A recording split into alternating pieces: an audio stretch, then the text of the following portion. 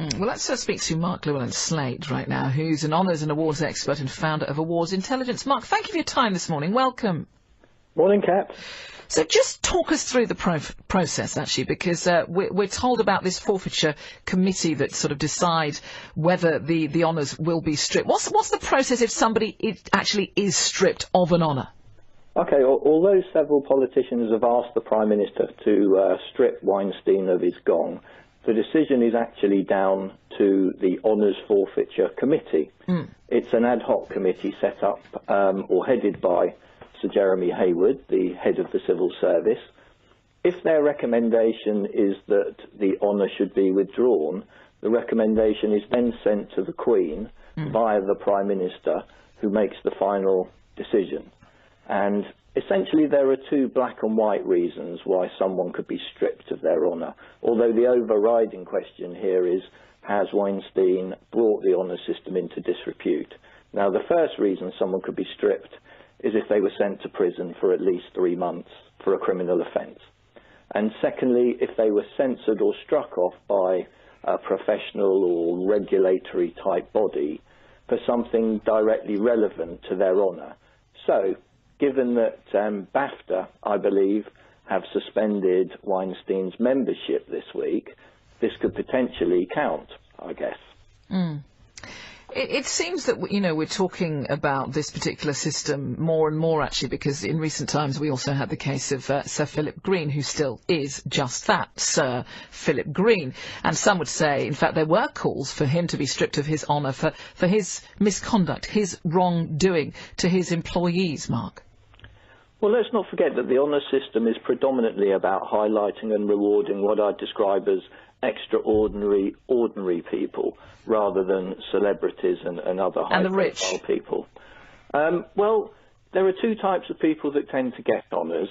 Firstly, selfless giving people, so community and charity-orientated people. About 80% of gongs go to those kind of people.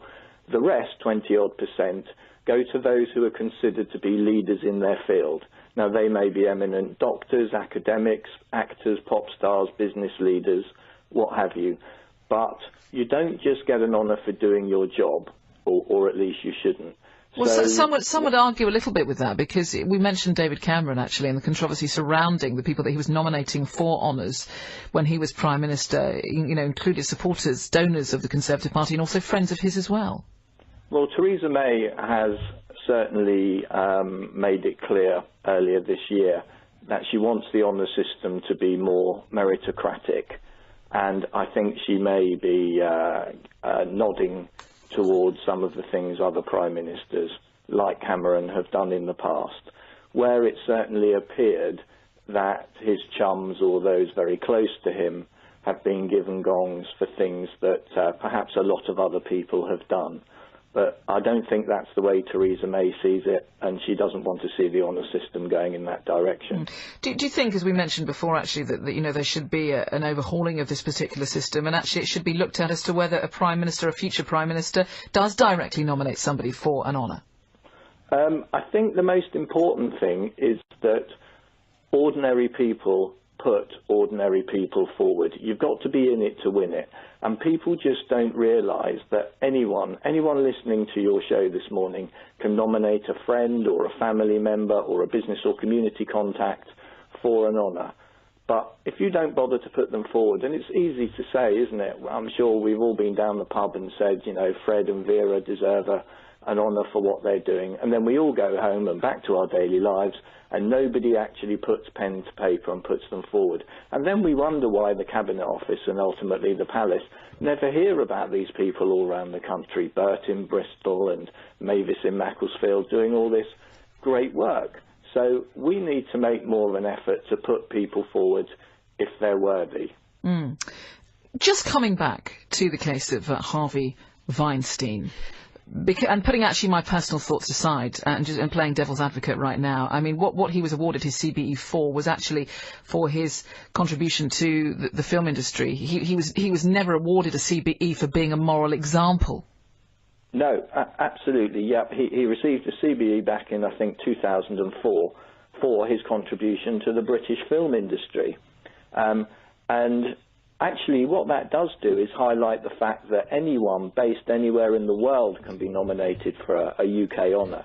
You don't have to be a British citizen or even live in the UK. But you're right here. He has received his honour because he's considered to be a leader in his field, the film industry. You know, I like to believe in innocent and proven guilty, but the evidence is stacking up against him and seems to be mounting up. But is the nature of what he's being accused of doing detracting from his ability to be a brilliant film mogul? What do you think? I think it's a real dilemma here, and I would go back to the million-dollar question, and for me that is, has he brought the honours system into disrepute? Yeah. Yeah. And that's the question that the Honours Forfeiture Committee got to ask. Let me ask you, has he brought the honours system into disrepute, Mark? I think he has. Lindsay? I think big question marks over the honour system when something like this happens. I mean, a lot of his crimes seem to have been committed predating the time he got his award. However, there is surely a moral obligation to be an upstanding person. And the fact that all this is coming out, and every day there's more and more accusations, it's making a nonsense of the honour system. Andrew? I think the nonsense is when we hear about people who are being fundamentally bad at times and they don't lose their honour or knighthood or whatever. It does bring the whole thing into this dispute. Absolutely. And we have to have a moral dividing line here.